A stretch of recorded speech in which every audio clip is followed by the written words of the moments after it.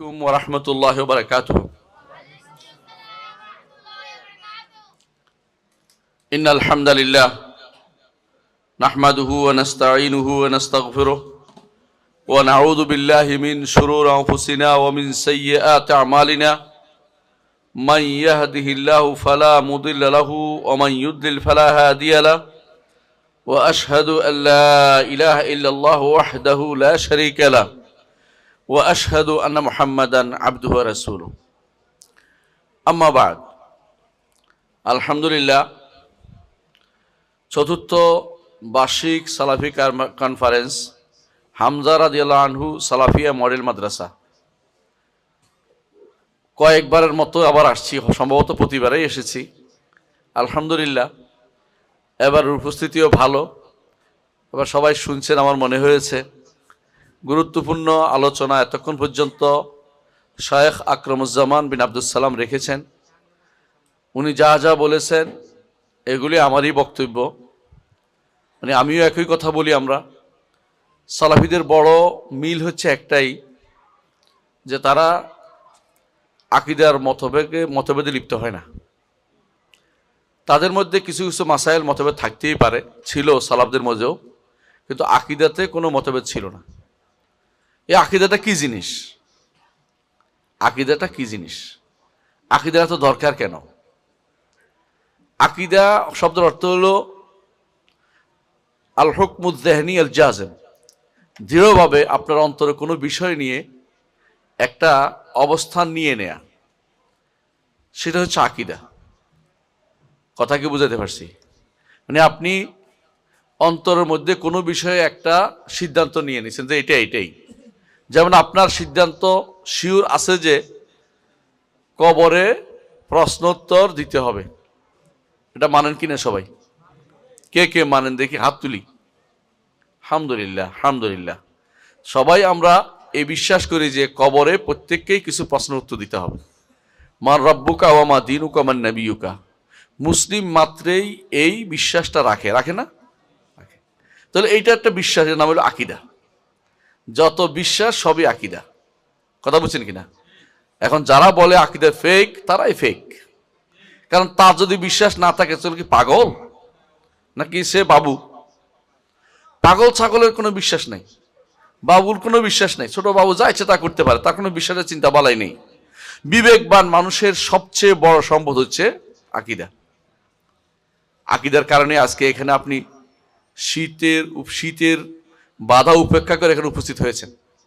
আকীদার কারণে আমি আপনাকে ভালোবাসি, আপনি আমাকে ভালোবাসেন। আকীদার কারণেই মক্কাবাসীরা মুহাম্মদ রাসূলুল্লাহ সাল্লাল্লাহু আলাইহি ওয়াসাল্লামের সাথে শত্রুতা করেছিল, অন্য কোনো কারণ নাই। তারা নবুয়তের আগে মুহাম্মদ রাসূলুল্লাহ সাল্লাল্লাহু আলাইহি ওয়াসাল্লামকে উন্নত চরিত্রে বলেই মানত। তাকে আল আমিন বলছে না? তার চরিত্রের ব্যাপারে কেউ কোনোদিন কথা বলার অধিকার রাখে নাই। একমাত্র আকীদার কারণেই তাদের মধ্যে বিবাদটা হয়ে গেছে। আকীদার কারণেই আবু লাহাব রাসূলের চাচা হয়েও জাহান্নামী হয়েছে। আকীদার কারণেই বেলাল রাদিয়াল্লাহু আনহু আফ্রিকান হয়েও তিনি জান্নাতি হয়েছেন। আকীদার কারণে আবু তালেব জান্নাতে যেতে পারেননি। আকীদার কারণেই সালমান ফারসি জান্নাতের সার্টিফিকেট পেয়েছেন। সাহাবায়ে কেরাম জান্নাতের সার্টিফিকেট পেয়েছেন কোনো জাতীয়তাবাদ নিয়ে নয়, কোনো গণতান্ত্রিক মতবাদ দিয়ে নয়, দুনিয়ার কোনো তন্ত্র মন্ত্র দিয়ে নয়, একমাত্র আকীদার কারণেই তারা জান্নাতের সার্টিফিকেট পেয়েছেন। আকীদা যদি বিশুদ্ধ না হয়, সেই ব্যক্তি কোনোদিন জান্নাতে যেতে পারবে না। আকীদা হচ্ছে প্রথম এমন একটা জিনিস, যে জিনিসটা আপনার সারা জীবন কাজে লাগে, যে জিনিসটা আপনি নিজেকে পরিপূর্ণভাবে নিয়ন্ত্রণ করেন। দেখুন, আকীদার কারণে আপনি মসজিদের কাছে বাসা নেন। আকীদার কারণে আপনি মনে করেন যে সাহাবায়ে কেরাম আপনার সবচেয়ে প্রিয় মানুষ। আকীদার কারণে আপনি ইমাম বুখারীকে ভালোবাসেন। এই ভালোবাসা শুধু আকীদার কারণেই। আকীদার কারণে আপনি জাহাম ইবনে সাফওয়ানকে ভালোবাসেন না, তার ঘৃণা করেন। আকীদার কারণেই মানুষ দুনিয়াতে একে অপরের সাথে ভালোবাসার সম্পর্ক গড়ে তোলে। এই আকীদার কারণে, আকীদার জন্য আল্লাহ তাআলা আমাদেরকে সৃষ্টি করেছেন। আকীদা প্রতিষ্ঠা, সঠিক আকীদা প্রতিষ্ঠা করার জন্য কিন্তু আমরা ভুল আকীদায় চলে গেলে আবার জাহান্নামের ওয়াদাও তিনি করেছেন। তিনি বলেছেন, ওমা খালাকতুল জিন্না ওয়াল ইনসা ইল্লা লিয়াবুদুন, মানুষ এবং জিনকে শুধুমাত্র আমার ইবাদতের জন্য সৃষ্টি করেছি।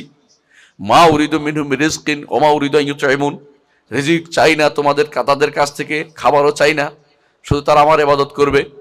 যদি ইবাদত করে আল্লাহ জান্নাত দিবেন ওয়াদা করেছেন, আর যদি ইবাদত না করে জাহান্নাম দিবেন সেটাও তিনি সাবধান করেছেন আমাদেরকে। আকীদার কারণেই নবী রাসূলদেরকে আল্লাহ তাআলা পাঠিয়েছেন। কোরআনে কারীমে আল্লাহ তাআলা বলেছেন, যখনই আল্লাহ তাআলা কোন নবী রাসূল পাঠিয়েছেন তাকে ওহী দিয়েছেন, আন্নাহু লা ইলাহা ইল্লা আনা ফা'বুদুন, একমাত্র আল্লাহ ছাড়া আর কোনো সত্য ইলাহ নেই, একমাত্র সুতরাং আমারই ইবাদত করো, আল্লাহ তাআলা বলেছেন। আকীদার কারণে আল্লাহ তাআলা সমস্ত কিতাব নাজিল করেছেন। সমস্ত কিতাবগুলি নাজিল করেছে আকীদার কারণে। দলিল আল্লাহ তাআলা বলেছেন, আলিফ লাম রা কিতাবুন উহকিমাত আয়াতু সুম্মা ফুসসিলাত মিন লাদুন হাকিমিন খাবীর আল্লাহ তা'বুদু ইল্লাল্লাহ, আল্লাহ ছাড়া কার ইবাদত করবেন, এই জন্য আল্লাহ তাআলা কিতাব নাজিল করেছেন। আল্লাহ ছাড়া একমাত্র তার ইবাদত হবে, শিরিক হবে না, শিরিক করবে না, আল্লাহর ইবাদত করবে, তাওহীদ প্রতিষ্ঠা করবে, বিশুদ্ধ আকীদার উপর থাকবে। এই জন্য আল্লাহ তাআলা এই সমস্ত কিতাবগুলি আল্লাহ তাআলা নাজিল করেছেন। এই জন্য যে সমস্ত কিতাবে আল্লাহর কথা, আল্লাহর আকীদার কথা নাই, আল্লাহ তাওহীদের কথা নাই, যে সমস্ত কিতাবে আখিরাতের কথা নেই, যে সমস্ত কিতাবে রিসালাতের কথা নেই, সেগুলি আল্লাহর কিতাব নয়, সেগুলো আল্লাহর কিতাব হতে পারে না। তাহলে যারা আল্লাহর আকীদা নিয়ে, যাদের মধ্যে সবচেয়ে বেশি উষ্মা প্রকাশ করে, যারা যে এত দরকার নেই, তারা আসলে কি নিয়ে আছে একটু আপনার আমার চিন্তা করা দরকার। দুনিয়ার বুকে সবাই ওই জিনিসটাকে গুরুত্ব দেয় যেটা গুরুত্বপূর্ণ। এখন প্রশ্ন হচ্ছে, আপনি কোনটা গুরুত্বপূর্ণ মনে করেন? যিনি নির্বাচন করেন তার কাছে ভোটটা বেশি গুরুত্বপূর্ণ, ঠিক না? আর যিনি বিভিন্ন জায়গাতে দাওয়াতের কথা বেড়ান তার কাছে বের হওয়াটা সবচেয়ে বেশি গুরুত্বপূর্ণ। আরেকজনের কাছে রিপোর্ট রাখাটা গুরুত্বপূর্ণ। আরেকজনের কাছে দুনিয়ার যত সাধারণ জিনিসটাকে গুরুত্ব দিয়ে বেশি গুরুত্বপূর্ণ করা হচ্ছে। অনেক কিছু আপনি দেখতে পাবেন, আমাদের রাষ্ট্র সরকারগুলো এখন কোনটাকে বেশি গুরুত্ব দিচ্ছে? আকীদাকে গুরুত্ব দিচ্ছে না। তাদের আকীদার কোনো গুরুত্ব চিন্তাও নাই তাদের কাছে। তারা রাষ্ট্র সরকার চিন্তা করে কিভাবে রাষ্ট্রকে নিয়ন্ত্রণ করা যায়, এটা তাদের কাছে বেশি গুরুত্বপূর্ণ হয়ে দাঁড়িয়েছে। আকীদার সাথে আসলেই দুনিয়ার কোনো কিছু পেরে উঠবে না। আকীদা সবার উপরে। এই আকীদা বিশ্বাসের বিভিন্ন নাম আছে। কেউ তাওহীদ নাম দেন, কেউ সুন্নাহ বলেছেন হাদিসে, সাহাবায়ে কেরামের বক্তব্য, রাসূলের বক্তব্যে সুন্নাহ শব্দটি এসেছে। কেউ আদর্শ বলেছেন বাংলায়। যে ভাষায় বলেন না কেন, আকীদার গুরুত্ব যদি কেন না বুঝে সে ব্যক্তি ঈমানদার হইতে পারবে না। ঈমানদার হইলে আকীদার গুরুত্ব বেশি দিতে হবে। আপনি জানেন অনেক আমল করেছেন, কিন্তু কবরে একটা সেজদা দিছেন, আপনার কি আমল কি আছে? আকীদা শিখাছে? সেজদা না, কবরে 10টা টাকা দিছেন, কি অবস্থা? কাফের হয়ে গেছেন, আকীদা শেষ হয়ে গেছে। তাহলে যেই জিনিস একবার নষ্ট হলে কিছুই থাকে না, যেই জিনিস সামান্যতম ঢুকার কারণে পুরোটাই নষ্ট করে ফেলে, সেই জিনিস আপনাকে আমাকে সারা জীবন সেই জিনিসটার পিছনে লেগে থাকতে হবে। এটাকে কিভাবে বিশুদ্ধ করা যায়, কিভাবে বিশুদ্ধ রাখা যায়, কিভাবে বিশুদ্ধ রাখা যায় চিন্তা আপনাকে করতে হবে। কেউ যদি বলে সব মানি, সব মানলাম, কিন্তু আমি সালাত মানলাম না, সে ব্যক্তি ঈমানদার থাকবে না, কারণ সে মৌলিক জিনিসে অস্বীকার করেছে। কেউ যদি বলে সব মানি, হাশরের মাঠে উঠবো, এটা মানলাম না, সে ব্যক্তি আকীদা ঈমানদার থাকবে? থাকবে না। জান্নাতে যেতে পারবে? পারবে না। কেউ যদি সব মানি কিন্তু তাকদীর মানি না, ঈমানদার থাকবে? থাকবে না, সে ব্যক্তি কাফের বলে বিবেচিত হবে। যে জিনিস না হলে আপনার জীবনটাই ব্যর্থ, সেই জিনিসটাই হচ্ছে আকীদা। সেই জিনিসটাই হচ্ছে আকীদা। আর আকীদা কোনো বাড়তি জিনিস নয়, নির্ধারিত জিনিস। আলহামদুলিল্লাহ। আকীদা কি? আকীদার মূল জিনিস হচ্ছে, আপনারা আরকানুল ইসলাম পড়েছেন, আরকানুল ঈমান পড়েছেন। আকীদার মূল জিনিস হচ্ছে শাহাদাতু আল্লা ইলাহা ইল্লাল্লাহ ওয়া আন্না মুহাম্মাদার রাসূলুল্লাহ। এই মুহাম্মদ, আল্লাহ তাআলা ব্যতীত আর কোনো সত্য ইলাহ নেই, এবং মুহাম্মদ সাল্লাল্লাহু আলাইহি ওয়াসাল্লাম আল্লাহর রাসূল, এই সাক্ষ্য হচ্ছে সবচেয়ে সংক্ষিপ্ত আকীদার বাণী, সংক্ষিপ্ত আকীদার বাণী। এই সংক্ষিপ্ত আকীদার বাণী ব্যাখ্যা করলে হয় 11টা জিনিস। এই 11টা কি? ইমানের 6টা, ইসলামের 5টা। কি বুঝাতে পারছি কথাটা? কঠিন কিছু না, আলহামদুলিল্লাহ। পুরো আকীদাটা মুহাম্মদুর রাসূলুল্লাহ সাল্লাল্লাহু আলাইহি ওয়াসাল্লামের কাছে এসে জিবরিল আমিন হাদিসে জিবরিলে ঘোষণা করে গেছেন। হাদিস জিবরিলের মধ্যে যে ঘোষণাগুলো এসেছে, যে কথাগুলো এসেছে, সেগুলি আকীদা, বাইরের কোনো কিছু আকীদা নয়। আকীদা বিশ্বাস নির্ধারিত, নতুন করে কোনো কিছু ঢুকানোর সুযোগ নাই, নতুন কিছু থেকে বাদ দেওয়ার সুযোগ নাই। কেউ যদি বলবে ইমানের রোকন 5টা এবং এটাই বিশ্বাস করে কোনো একটাকে বাদ দেয়, সে ব্যক্তি কাফের। ইসলামের রোকন যদি কেউ বলে 4টা, সে ব্যক্তিও কাফের হয়ে যাবে, কারণ ইসলামের রোকন হাদিসে 5টার কথা উল্লেখ করা হয়েছে। সেজন্য আকীদা বিশ্বাসের গুরুত্ব অপরিসীম, এত বেশি যে যা না হলে আপনি সারা জীবন আপনার জীবনটা বরবাদ হয়ে যাবে, আপনি কোনোদিন জান্নাতে যেতে পারবেন না। মুহাম্মদ রাসূলুল্লাহ সাল্লাল্লাহু আলাইহি ওয়াসাল্লাম হাশরের মাঠে এবং যখন তিনি পুলসিরাত পার হবেন, তখন তিনি বারবার সুপারিশ করবেন, কিন্তু যদি আকীদা ঠিক না থাকে আপনার জন্য কোনো সুপারিশ হবে না। সুপারিশের 1 নম্বর শর্ত হচ্ছে মান ক্বালা লা ইলাহা ইল্লাল্লাহ সাদিকাম মিন কলবিহি।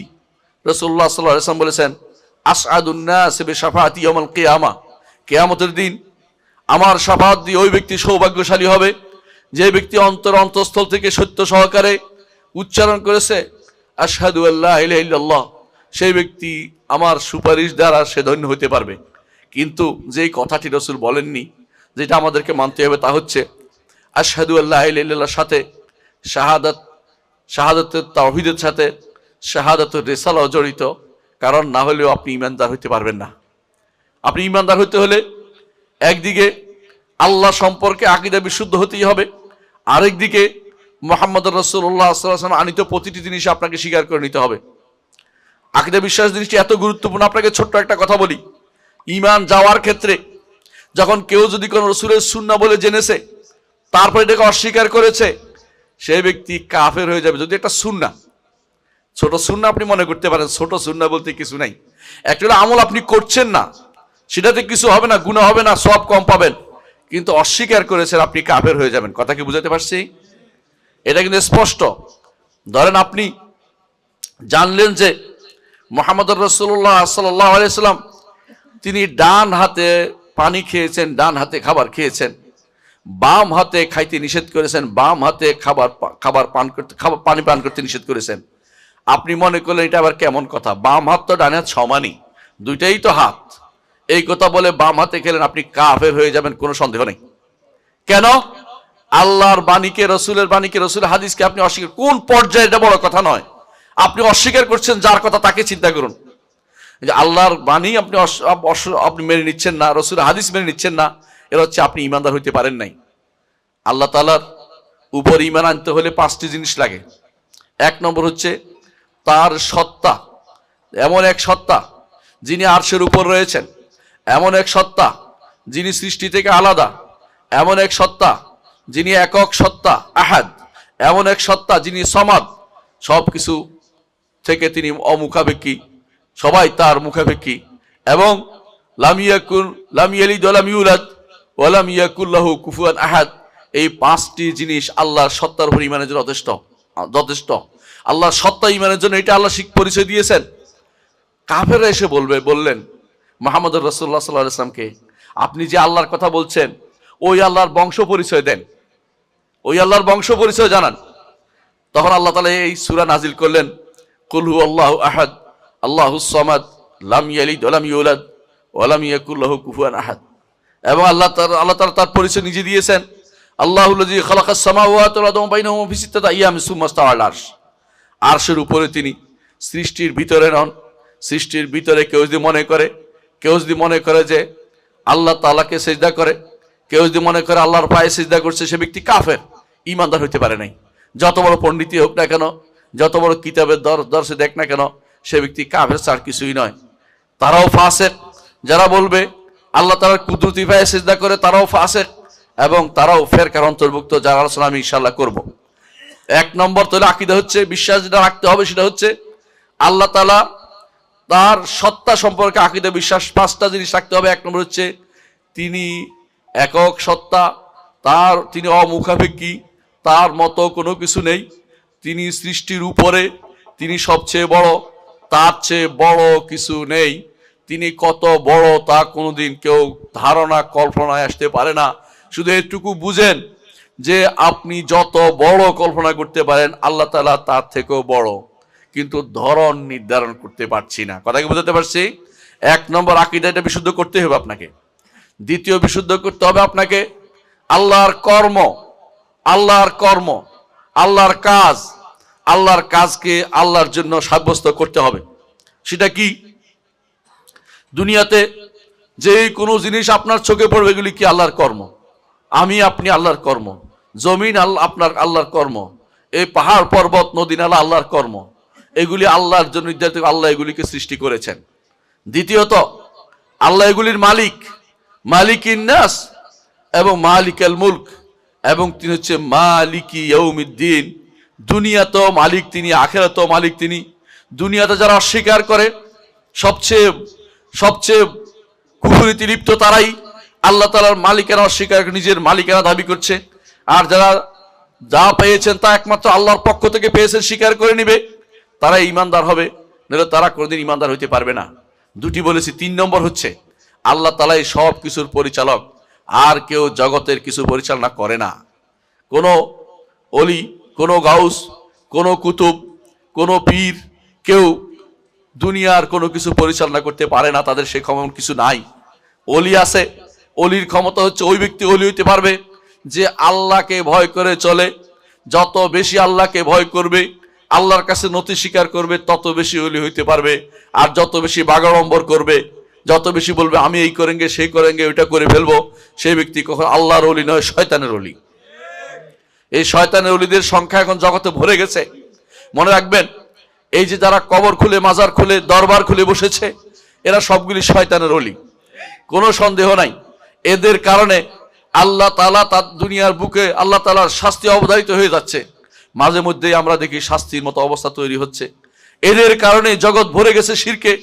তারপরেও আমরা যখন ইসলাম কায়েমের জন্য মেকি চিন্তা ভাবনা করি, এটাকে ভয় করা উচিত যে এটা মারাত্মক ভুলের মধ্যে আছি। আগে যে জিনিসটা করতে হবে, আল্লাহ তাআলা তিনিই সবকিছুর পরিচালকের সাব্যস্ত করতে হবে। জগতে দ্বিতীয় কেউ পরিচালনার অধিকার রাখে না। আল্লাহ যাকে যতটুকু ক্ষমতা দিয়েছে ততটুকু করতে পারবে। তাও যারা জীবিত, সক্ষম, উপস্থিত, এই 3 শ্রেণী ছাড়া অন্য কারো কাছে এরকম চাইবে, তারা মুশরিক হিসেবে বিবেচিত হইবে। কেউ যদি বলে আব্দুল কাদের জিলানী আপনি আমাকে কিছু দেন, সে ব্যক্তি কাফের, সেই ব্যক্তি জীবনের সমস্ত আমল বশ নষ্ট হয়ে গেছে। কেউ যদি কোনো খাজা বাবার দরবারে যায় সন্তান পাওয়ার জন্য, সে ব্যক্তি কাফের। কেউ যদি মনে করে শাহ জালাল রহমতুল্লাহ আলী তিনি তাকে পাশ করাই দিতে পারবে, নির্বাচনে তার কোনো উপকার করতে পারবে, অথবা কোনো তথাকথিত অলিরা তার কোনো উপকার করে দিতে পারবে, তাইও কাফের, সেও কাফের। তার দ্বারা কোনো দিনের, সে কাফের হয়ে গেছে, সে পাশ করলেও কাফের, না করলেও কাফের। কথা কি বুঝতে পারছি? পাশ তো দুনিয়ার বুকে অনেক কিছুই হতে পারে। ছাড় দিয়েছেন আল্লাহ সবাইকে, আখিরাতে আল্লাহ কাউকে ছাড় দিবেন না। ঈমানদার ছাড়া কেউ জান্নাতে যেতে পারবে না। যারা কুফরি করেছে, শিরিক করে মরে যাবে, শিরিক বিশ্বাস নিয়ে মরে যাবে, তারা কাফের, তারা জাহান্নামে চলে যাবে। তাহলে বোঝা গেল আল্লাহর কর্মের ব্যাপারে 3টি জিনিস আপনার মাথায় রাখতেই হবে, যে জগৎ নয়, যত কিছু দেয় আল্লাহ ব্যতীত সবই সৃষ্টি, আর সবকিছুর মালিক আমার রব্বুল আলামিন।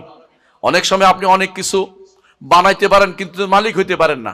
আবার অনেক সময় আপনি মালিক হলেও নিজে এটাকে পরিচালনা করতে পারেন না।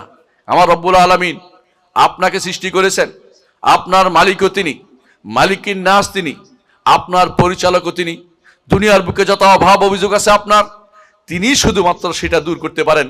দুনিয়ার সবাই একত্রিত হলো অভাবের কোনো কুল কিনারা করতে পারবে না। আল্লাহ যদি সেটা শুদ্ধভাবে না লেখেন, দুনিয়ার কেউ একত্র হলেও কিছু করতে পারবে না, কোনো অলি সেটা করতে পারবে না। আর যেগুলির নাম আপনারা বলে থাকেন তথাকথিত গাউস কুতুব, এগুলি নাই, এগুলি মিথ্যা কথা। কোনো গাউস কুতুবের কোনো সংজ্ঞা কোরআন হাদিসে আসে নাই, শব্দটিও আসে নাই। কারণ গাউস শব্দ হচ্ছে উদ্ধারকারী। আর যদি যারা বলে গাউসে আজম, তারা মহা শিরকে লিপ্ত, তাদের চেয়ে বড় শিরক আর কেউ করেনি। তারা বলছে মহা উদ্ধারকারী, অর্থাৎ সে উদ্ধারকারীর উপর আর কেউ নেই। তারা এই আব্দুল কাদের জিলানী রহমতুল্লাহ আলাইকে এই সব বাড়াবাড়ি করে তারে নিয়ে বাড়াবাড়ি করে, অথচ তিনি ভালো মানুষ ছিলেন, তার ব্যাপারে আমাদের কোনো কথা নেই। কিন্তু যারা তাকে নিয়ে গাউস বলবে, গাউসে আজম বলবে, তারা মুশরিক, তাদের পিছনে সালাত হবে না যদি বুঝে শুনে করে। আর যদি না বুঝে করে, তাদের জানতে হবে শরিয়া না জেনে চলে না, আকীদা জানতেই হবে, আকীদা জানতেই হবে। এমন জিনিস নয়, ফিকহের মাসলা নয় যে আমি 10টা জানি না 5টা জানি, এটা নয়। আকীদার প্রতিটি মাসলা জানতে হবে। বিশেষ করে যখন শিরিক হয়ে যায়, ওই জায়গাতে কোনো ব্যক্তির চুপ থাকা বৈধতা নেই। কথা কি বুঝাতে পারছি? কেউ যদি কবরে একটা টাকা দিয়ে আসে, বলে আমি তো জানতাম না, ওসব চলবে না, আপনার জানা ফরজ। শিরিক কোথায় হয়ে যায়, কুফরি, বড় কুফরি কোথায় হয়ে যায়, মুনাফিকি কিভাবে হয়ে যায়, এগুলি যে ব্যক্তি না জানবে আর না জানার ওজর দিবে, তার ওজর গ্রহণ করা হবে না। কারণ হচ্ছে না জানার সুযোগ নাই। এখন যদি কেউ এই কম্পিউটার টিপ দিয়ে আলেম চলে আসে, জানতে পারে, সঠিকটা জানতে পারে, এখন আলেমের কাছে গেলে সঠিকটা জানতে পারে, তারপরেও সে না জানার ভান করে থাকতে পারবে না। আকীদা তাকে জানতেই হবে। এই জন্য প্রথমে বলছি, এই দুইটার নাম, যেটা কি আল্লাহর সত্তা সম্পর্কে জানতে হবে, আল্লাহর কর্ম সম্পর্কে জানতে হবে। এই দুইটাকে বলে রুবুবিয়ত, এই দুইটাকে বলে রুবুবিয়ত। এই দুইটা জানলে কি আপনি জান্নাত পেয়ে যাবেন? এই আশা ছেড়ে দেন। এই দুইটি আল্লাহ, এই দুইটি আরবের মুশরিকরা এই দুটি একেবারেই স্বীকার করত। আরবের কোন মুশরিক আল্লাহকে সর্বত্র বিরাজমান বিশ্বাস করতো না, আরবের লোকদের মধ্যে ছিলই না। তাহলে বলতে পারেন মুহাম্মদুর রাসূলুল্লাহ সাল্লাল্লাহু আলাইহি ওয়াসাল্লাম কেন দাসীকে এই প্রশ্ন করেছেন, কোন আরবীয়কে প্রশ্ন কেন করেন নাই? বুঝতে পারেনছেন কিনা? কারণ দাসী আরবীয় ছিল না। অনারবদের মধ্যে সত্তা, সৃষ্টি এবং স্রষ্টাকে একাকার করার দেখার সম্ভাবনা বেশি বলেই মুহাম্মদুর রাসূলুল্লাহ সাল্লাল্লাহু আলাইহি ওয়াসাল্লাম জায়গা মতো প্রশ্ন করেছেন যে এই নারী হয়তো বা ভুল করে আছে কিনা। তিনি তো গায়েব জানেন না, মুহাম্মদুর রাসূলুল্লাহ সাল্লাল্লাহু আলাইহি ওয়াসাল্লাম। সেই জন্য তিনি বলেছেন, ও নারী বলো আল্লাহ কোথায়? মুহাম্মদুর রাসূলুল্লাহ সাল্লাল্লাহু আলাইহি ওয়াসাল্লাম এই প্রশ্নের উত্তরে দাসী বলেছিল, আল্লাহ উপরে উপরে উপরে, মানে সবচেয়ে উপরে। উপরে মানে এই নয় যে তার নিচে, তার উপরে আর কিছু আছে। যত সৃষ্টি আছে সমস্ত সৃষ্টি হচ্ছে আরশের নিচে, আরশ হচ্ছে সর্বোচ্চ সৃষ্টি, তার উপরে হচ্ছে মহান রব্বুল আলামিন। এই বিশ্বাস ঈমানদাররা সবাই করত তখনকার সময়ে, কাফেররাও করত। আশ্চর্য হচ্ছেন না তো? আশ্চর্য হন। আরবের মুশরিকরা এই জায়গাতে শিরিক করতো না। ওয়ালা ইন সাআলতাহুম মান খালাকাস সামাওয়াতি ওয়াল আরদা ইয়াকুলুনা আল্লাহ। তাদেরকে যদি জিজ্ঞাসা করেন আসমান জমিন কে সৃষ্টি করেছে, তারা বলবে আল্লাহ সৃষ্টি করেছে। ওমাই ইয়ামলিকুস সামা ওয়াল আবসার, কে সবকিছুর মালিক, তারা বলবে লা ইয়াকুলুনা আল্লাহ, তারা অবশ্যই বলবে আল্লাহ। ওমাই ইউদাব্বিরুল আমরা, জগৎ পরিচালনা করে কে, তারা অবশ্যই বলবে আল্লাহ। জগৎ পরিচালনার দুটি দিক আছে। একটি হচ্ছে সাধারণ অর্ডার, যে অর্ডার দিয়ে আল্লাহ তাআলা, কাউনি বলা হয় এটাকে, এই অর্ডার আল্লাহ তাআলার, আর কারো অর্ডার চলে না। সূর্য পরিচালনা হয় আমার রব্বুল আলামিনের অর্ডারে, চাঁদ চলে আমার রব্বুল আলামিনের অর্ডারে, মানুষের মৃত্যু হয় আমার রব্বুল আলামিনের অর্ডারে, জীবিত হয় মানুষের আমার রব্বুল আলামিনের অর্ডারে। তেমন আরো কিছু অর্ডার আছে যেগুলো শরিয়া অর্ডার। শরিয়া দেওয়ার মালিক হচ্ছে রব্বুল আলামিন, আর কেউ শরীয়ত দিতে পারে না। জগৎ পরিচালনার দুইটা সাইড আছে, একটি হচ্ছে কাউনি সাইড, একটি হচ্ছে শারঈ সাইড। প্রাকৃতিক যে সাইডগুলো, সেগুলো আমার রব্বুল আলামিন নিয়ন্ত্রণ করেন, শরীয়ত দেন আমার রব্বুল আলামিন। আর কেউ যদি দাবি করে যে তার শরীয়ত দেওয়ার অধিকার আছে, বা আইন দেওয়ার অধিকার আছে, বা বিধান দেওয়ার অধিকার আছে, সেই ব্যক্তি আল্লাহর রুবুবিয়তে শিরক করে বসে আছে। আমি কি বুঝাইতে পারছি কথাটা? দুনিয়ার এই মানুষের অভাব নেই। এখন অনেকেই শরীয়ত বানায় বসে বসে, অনেকেই পার্লামেন্টে শরীয়ত বানায়, অনেকেই নিজেরা শরীয়ত বানায়। আল্লাহর বিরোধী আইন ও বিধান যারা দেয়, তারা সরাসরি আল্লাহর রুবুবিয়তে শিরক করে বসে আছে। এই হচ্ছে একটি দিক, আকীদার গুরুত্বপূর্ণ জায়গা। আপনি বুঝতে পারছেন, আমাদের ঘরের মধ্যে যদি কেউ এই কাজটা করে, যে আল্লাহ বিরোধী কোনো কিছু সে পরিচালনা করে, নিজের পক্ষ থেকে দিয়ে দেয়, প্রথমে গুনাহগার হবে যদি তার মধ্যে অপরাধবোধ থাকে। আর যে অপরাধবোধ না থাকে, সে যদি মনে করে এটা আমার অধিকার, তখন সে আল্লাহ তাআলার রুবুবিয়তে শিরক করে বসেছে। আল্লাহর বিধান পরিবর্তন করার অধিকার কারণেই আল্লাহ তাআলা বিধান দিয়েছেন, ইনিল হুকমু ইল্লা লিল্লাহ, আমরা আল্লাহ তা'বুদু ইল্লা ইয়্যা। হুকুম তো আল্লাহই দিবেন, বিধান আল্লাহ দিবেন। আলা লাহুল খালকু ওয়াল আমরু, জেনে রাখো সৃষ্টি তার, বিধানও তার। আলা লাহুল খালকু ওয়াল আমরু। সুতরাং রুবুবিয়তের শিরক যদি বন্ধ করতে পারি, আমরা আর কিছু লাগবে না বাংলাদেশের। বিশ্বাস করেন, এই রুবুবিয়তের শিরক কি বাংলাদেশের মানুষ থেকে বন্ধ করতে পারবেন? যারা বলে আমরা শরীয়ত আইনি বিশ্বাস করি না, এই কথা যারা বলে তারা রুবুবিয়তে শিরক করে বসে আছে। আপনি কি জানেন জগৎ কিভাবে চলে? তাদেরকে জিজ্ঞাসা করুন জগতের প্রতিটি মানুষ কিভাবে চলে, তিনি কিভাবে চলেন, অমুক কিভাবে চলে। উত্তর দিতে যদি না পারে তাহলে বুঝতে হবে তিনি জাহেল, অথবা তিনি এখনো কাফের রয়ে গেছেন, ঈমানদার হইতে পারেনি। জগতের প্রতিটি কাজ শরিয়া আইনও যেমন তিনি দিবেন, তেমনি প্রাকৃতিক আইনও আমার রব্বুল আলামিনের অধিকার, আর কেউ সেখানে কোনো কথা বলার অধিকার রাখে না। এ হচ্ছে একটি তাওহীদ, যেটা অত্যন্ত গুরুত্বপূর্ণ, একটু আগে বলেছি। আরো তাওহীদের আর তিনটি অংশ রয়েছে। এই তিনটি অংশ বলছি, যে আল্লাহর নাম আল্লাহর জন্য স্বীকৃতি দিতে হবে। আল্লাহর নাম 99তে সীমাবদ্ধ নয়। 99টি এমন নাম আছে যা দিয়ে ডাকলে আল্লাহ জান্নাতে প্রবেশ করবে, মুহাম্মদুর রাসূলুল্লাহ সাল্লাল্লাহু আলাইহি ওয়াসাল্লাম এটা বলেছেন। কিন্তু এই ডাকার অর্থ এই নয় যে আপনি শুধু ইয়া আল্লাহ, ইয়া রহমান, ইয়া রাহিম বলে থাকবেন, তা নয়। বলুন ইয়া রাহিম ইরহামনি, হে রহিম আমাকে দয়া করো, ইয়া গফুর ইগফিরলি, হে গফফার আমাকে ক্ষমা করো, এভাবে বলবেন। অর্থাৎ প্রতিটি নাম দিয়ে অর্থ বুঝে সেগুলি দিয়ে আল্লাহকে ডাকার নাম হচ্ছে, এইগুলিকে ডাকা আল্লাহর নাম ধরে ইয়া রহমান ইয়া রাহিম বলে ডাকার নাম অর্থ নয়। ইয়া রহিম কি করতে হবে সেটা বলতে হবে। এই জন্য যারা আল্লাহ আল্লাহ শুধু আল্লাহ আল্লাহ জিকির করে তারা কিছুই করে না। কথা কি বুঝাতে পারছি? আল্লাহ আল্লাহ জিকির চলবে না, জিকির করতে হবে লা ইলাহা ইল্লাল্লাহ। আবার এদের মধ্যে একটা গোষ্ঠী আছে ইল্লাল্লাহ ইল্লাল্লাহ জিকির বানাচ্ছে, এটাও জায়েজ নাই, এটাও হারাম। মুহাম্মদুর রাসূলুল্লাহ সাল্লাল্লাহু আলাইহি ওয়াসাল্লাম এই জাতীয় জিকির আমাদেরকে শিক্ষা দেননি। মুহাম্মদুর রাসূলুল্লাহ সাল্লাল্লাহু আলাইহি ওয়াসাল্লাম শিক্ষা দিয়েছেন কালিমাত, 7টা কালিমা সবচেয়ে উত্তম কালিমা, এবং কালিমাত যেটাকে আল বাকিয়াতুস সালিহাত বলা হয়েছে, সুবহানাল্লাহ, আলহামদুলিল্লাহ, লা ইলাহা ইল্লাল্লাহ, আল্লাহু আকবার, লা হাওলা ওয়ালা কুওয়াতা ইল্লা বিল্লাহ। আর দুটি কালিমা আপনারা জানেন, একটা ইস্তিগফার, আর একটা হচ্ছে মুহাম্মদুর রাসূলুল্লাহ সাল্লাল্লাহু আলাইহি ওয়াসাল্লামের উপরে দুরূদ পাঠ। এগুলি হচ্ছে জগতের মধ্যে শ্রেষ্ঠ কাজের অন্তর্ভুক্ত। এগুলি কি আল বাকিয়াতুস সালিহাতু খায়রুন ইনদা রাব্বিকা সাওয়াবান ওয়া খায়রুন আমালা। তাহলে জানতে হবে আল্লাহর নামগুলিকে একমাত্র আল্লাহর জন্য নির্ধারণ করতে হবে। একটি জিনিস আপনি বুঝাই যাচ্ছি, আল্লাহর নামের মধ্যে একটি হচ্ছে আল হাকাম। আল্লাহর নামের মধ্যে একটি হচ্ছে আল হাকাম। এই নামটি মুহাম্মদুর রাসূলুল্লাহ সাল্লাল্লাহু আলাইহি ওয়াসাল্লামের কাছে এক লোক আসছে, গোত্রপতি আশাজ আল আশরি, বিখ্যাত গোত্রপতি আসছে, আয়েশা আব্দুল কায়েসের। আসে বলে সবাই তাকে আবুল হাকাম ডাকতেছে, আবুল হাকাম, আবুল হাকাম। বলে তোমাকে কেন আবুল হাকাম ডাকে?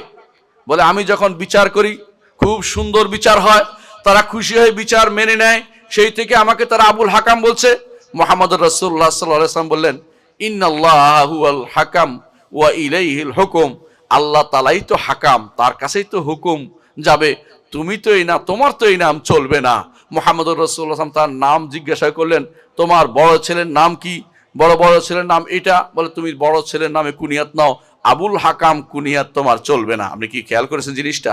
সে হয়তো এমন বিচার করতো যেটা আপনার কাছে মনে হইতে পারে খুবই ভালো, কিন্তু আল্লাহ তাআলার কাছে ভালো না বলে মুহাম্মদুর রাসূলুল্লাহ সাল্লাল্লাহু আলাইহি ওয়াসাল্লাম তার নামটা পর্যন্ত বদলে দিয়েছেন। আমি কি বুঝাতে পারছি কথাটা?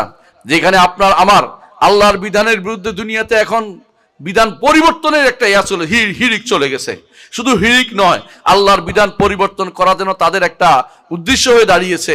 আল্লাহর বিধান প্রবর্তন করা, আল্লাহর বিধান চালু করা, আল্লাহর বিধান অনুসারে দুনিয়াতে চলা, তারা কেউ যেন সেটা শুনতেও চায় না, আল্লাহর শরীয়ত মানতেই চায় না, শরীয়তের বিরুদ্ধে কথা বলতে তাদের গায়ে বাঁধে না।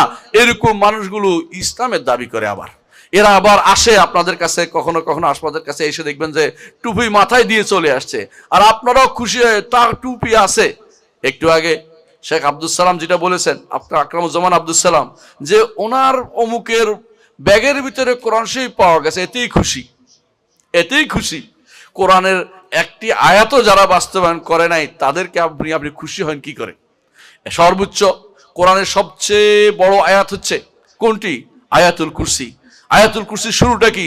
আল্লাহু লা ইলাহা ইল্লা হুয়া আল হাইয়ুল কাইয়ুম। দেখছেন তো নামগুলি কেমনে আসছে? আল্লাহর নামগুলি হচ্ছে তার তাওহীদকে প্রচার করে, আল্লাহর নামগুলি তার তাওহীদকে রক্ষা করে। আল্লাহর নামগুলি যদি আপনি ভালো করে বুঝেন, আল্লাহর সাথে কাউকে শিরিক করতে পারবেন না। যখন আপনি দেখবেন, যখন আপনি পড়বেন ওয়াইয়াম সাসকাল্লাহু বিদুরিন ফালা কাশিফা লাহু ইল্লা হু, তোমাকে যদি কোনো ক্ষতিগ্রস্ততা পেয়ে বসে, আল্লাহ ব্যতীত তাকে উদ্ধার করার ক্ষমতা রাখে না। এইটা যখন আপনি পড়বেন তখন আপনি আর কাউকে মুশকিল কোষা বলবেন না। অথচ মুশকিল কোষা কাকে বলে? অমুক পীর মুশকিল কোষা, অমুক মুশকিল কোষা বলতেছে মুশকিল থেকে সে বাঁচাবে, এই কথা বলার সাথে সাথে সে মুশরিক হয়ে গেছে, ঈমান থেকে বেরিয়ে গেছে। সে জানুক আর না জানুক ঈমান থেকে বেরিয়ে গেছে। তার আমাদের নিকট ওই ব্যক্তি মুশরিক যে ব্যক্তি মনে করে দুনিয়ার কেউ কারো কিছু উদ্ধার করতে পারবে, অর্থাৎ তার ক্ষমতা এবং উপস্থিত অথবা জীবিত সাহাবা ছাড়া কেউ ব্যক্তি, এরা যদি কোনো কেউ মনে করে তাকে উদ্ধার করতে হবে, সে ব্যক্তি মুশরিক ছাড়া কিছুই নয়। হ্যাঁ, যে ব্যক্তি উপস্থিত আছে, আমি বলতে পারি আমাকে এক গ্লাস পানি দেন, আপনার হাতে পানিও আছে দিতে পারবেন, কিন্তু উপস্থিত আছেন, ক্ষমতা নাই, আমি বলতে পারবো না আপনি আমাকে সন্তান দেন অথবা আপনি আমাকে জীবন দেন, একথা বললে আপনি কাফের হয়ে যাবেন। উপস্থিত থেকেও লাভ নাই এবং জীবিত থেকেও লাভ নাই। কথাকে বুঝাতে পারছি? আপনাকে জানতে হবে যে ঈমান চলে যায় যেটা, এমন কিছু করা যাবে না। যখন আপনি আল্লাহর নামগুলি জানবেন, আল্লাহকে বেশি জানতে পারবেন। সেদিন আব্দুল কাদের জিলানী রাহমাতুল্লাহ আলাইহি, তার একটা কিতাব আছে আল গুনিয়াতুল তালিবিল হক, আমাদের দেশে এটার নাম হচ্ছে গুনিয়াতুত তালিবিন, এটা আরবি হচ্ছে আল গুনিয়াতুল তালিবিল হক। ওই কিতাবের মধ্যে আল্লাহ তাআলার সম্পর্কে, এই কিতাবটা হচ্ছে তাওহীদের কথা, এই কিতাবের মধ্যে আল্লাহর নামগুলি এবং গুণগুলি অনবরত আলোচনা করেছেন। এই কিতাব যদি কেউ পড়ে বুঝতে পারবে, বর্তমানে যারা সুফি আছে, বর্তমানে তথাকথিত যারা কবর পূজারী আছে, মাজার পূজারী আছে, তথাকথিত যারা আশারি আছে, মাতুরিদি আছে, এই গোষ্ঠীগুলি সবগুলি পথভ্রষ্ট। তারা আব্দুল কাদের জিলানীর পথে চলছে না। আব্দুল কাদের জিলানী রাহমাতুল্লাহ আলাইহি তাওহীদের ধ্বজাধারী ব্যক্তি ছিলেন, তাওহীদের আকীদা পোষণ করতেন, তাওহীদকে নিয়ে তিনি থাকতেন এবং তিনি উল্লেখ করেছেন আল্লাহ তাআলা তিনি আরশের উপর আছেন, ওই কিতাবের মধ্যে উল্লেখ আছে। এবং তিনি উল্লেখ করেছেন আল্লাহ তাআলা প্রতি রাতের শেষ প্রহরে নিকটতম আসমানে নেমে এসে বলতে থাকেন হাল মিন মুস্তাগফিরিন ফাগফির লাহ, এমন কেউ কি আছে যে আমার কাছে ক্ষমা চাইবে, আমি তাকে ক্ষমা করে দিব। এমন কেউ কি আছে যে আমার কাছে কিছু চাইবে, আমি তাকে দিব। এইভাবে আল্লাহর নাম এবং গুণগুলি আপনাকে আমাকে সবচেয়ে বেশি জানতে হবে। যত বেশি আল্লাহর নাম গুণ জানবেন, তত বেশি আল্লাহকে জানতে পারবেন। দুনিয়াতে সবচেয়ে বড় নেয়ামত হচ্ছে আল্লাহ তাআলাকে জানা। দুনিয়াতে সবচেয়ে বড় নেয়ামত হচ্ছে আল্লাহকে জানা, আল্লাহর মারিফত হাসিল করা। কিন্তু দুর্ভাগ্যবশত আমাদের দেশে আল্লাহকে জানা নামে কিছুই বুঝে না, সবাই মারিফত নামে আল্লাহ একটা পথ তৈরি করে দিয়েছে। না, মারিফত তো পথ না, মারিফত না, মারিফত হচ্ছে চেনার পথ। আল্লাহকে চেনা যেটা, ওইটার নাম হচ্ছে মারিফত। আল্লাহকে চিনতে হবে। আল্লাহকে কিভাবে চিনবেন? যাকে দেখিনি তাকে তো চেনার জন্য সংবাদের উপর নির্ভর করতে হয়। যার কোনো মতো কিছু নাই, তাকে চিনতে হলে সংবাদের উপর নির্ভর করতে হয়।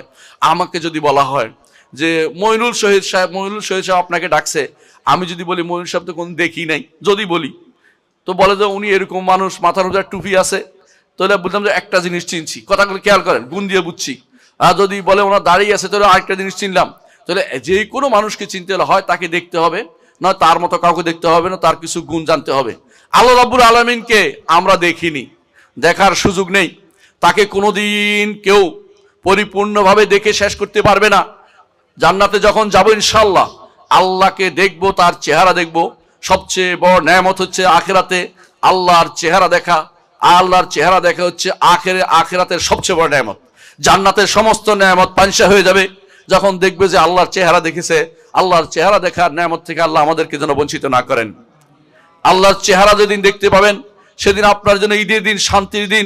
এই জন্য কোরআনে কারিমে বারবার আপনি বলছেন যে ওয়াজহাল্লাহ যখনই আসছে ইউবতাগি ওয়াজহাল্লাহ, যে তারা আল্লাহর চেহারা চায়, আল্লাহর চেহারা দেখতে চায়।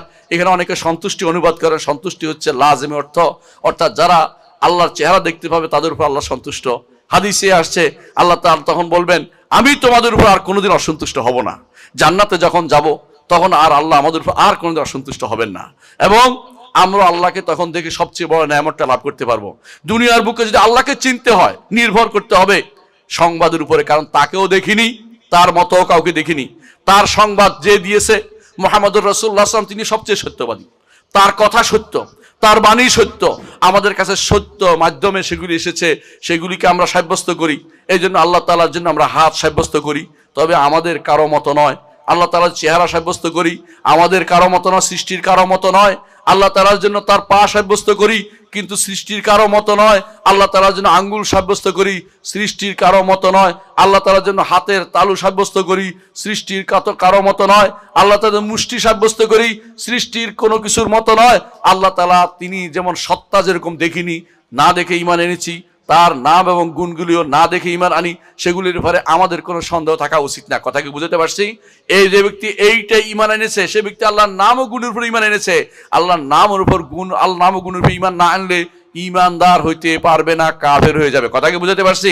অনেক সময় মানুষ জানে না কোনো কিছু মাপ পেয়ে যাবে, জানার পরে যদি অস্বীকার করে যে আল্লাহর হাত নাই, আল্লাহর পা নেই, আল্লাহ কথা বলেন না, কোরআন আল্লাহর বাণী নয়, সে ব্যক্তি কাফের। অথচ আমাদের দেশে কেউ কেউ কোরআন আল্লাহর বাণী স্বীকারই করতে চায় না। তারা বলে যে এই কোরআন তো আল্লাহর বাণী নয়। কোন কোরআন তো আল্লাহর বাণী? আল্লাহর বাণী আল্লাহর কাছে রয়েছে, এটা হচ্ছে আল্লাহর বাণীর ব্যাখ্যা, আল্লাহর বাণীর বর্ণনা, আল্লাহর বাণীর প্রকাশ। এই জাতীয় যত কথা বলবে সেটা ইমানদার নয়, ইমানদার নয়। কোরআনে কারীম আগাগোড়া আপনাদের সামনে কোরআনে কারীম যে বিসমিল্লাহ থেকে শুরু করে নাস পর্যন্ত পুরোটাই আল্লাহর বাণী।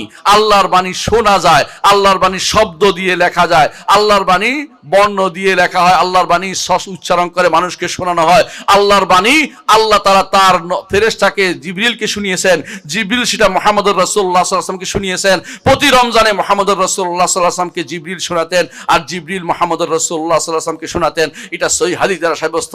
অথচ আপনার আশেপাশের যে সমস্ত বড় বড় মাদ্রাসা আছে, সেই মাদ্রাসাগুলোতে মানুষগুলো এখনো বিশ্বাস করে এই বাণী আল্লাহর বাণী না। নাউজুবিল্লাহ। এই এরা বলে ইমানদার, এরা বলে সবচেয়ে, এরা আকীদার সবচেয়ে নিকৃষ্ট জায়গায় আছে। আকীদার মধ্যে এরা এখনো জাহমি আকীদা আছে, যা জাহমিয়াদের বিরুদ্ধে কিতাব লিখেছেন আমাদের ইমামরা।